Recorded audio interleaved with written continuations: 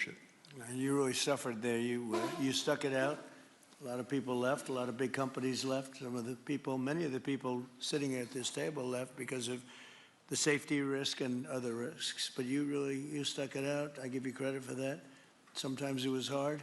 I remember 6 months ago I told you to stay, just stay. Things are going to happen. You'll be very happy. I didn't know they were going to happen this fast or this conclusively. One thing I think everyone has to know is that if we didn't do this, China or Russia would have done it.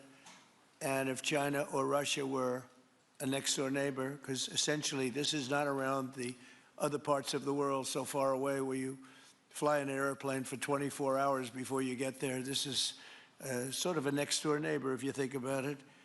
And I told China and I told Russia, we get along with you very well. We like you very much. We don't want you there. Not going to be there. And if we didn't do this, China would have been there and Russia would have been there. Maybe they both would have been there together, but they're not going to be there now. One thing I will tell them, and I will tell you, that we are open for business. China can buy all the oil they want from us there or in the United States. Russia can get all the oil they need from us, and they do like oil, even though they produce a lot of it. But China and Russia and everybody else is able to go, and we'll be open for business almost immediately.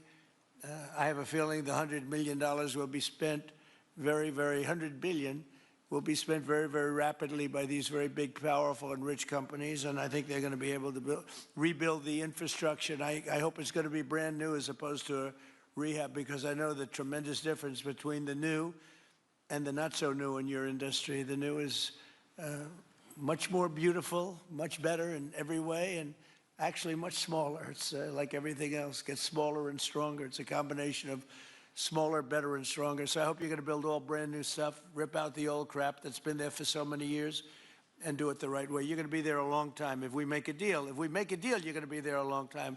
If we don't make a deal, you won't be there at all. It's, sort of interesting. But again, China and Russia would have been there if we didn't do this. And the other thing, people ask about the second wave. I don't think it's going to be necessary. We have an armada, a giant armada like nobody's ever seen in that part of the world. And it's stationed off the coast. And we are getting along so well with the people that are involved and representing Venezuela that I don't think we're going to have any, I don't think it's going to be necessary to do the second wave. We were planning on a second wave, but the first wave was so powerful and so good and so strong.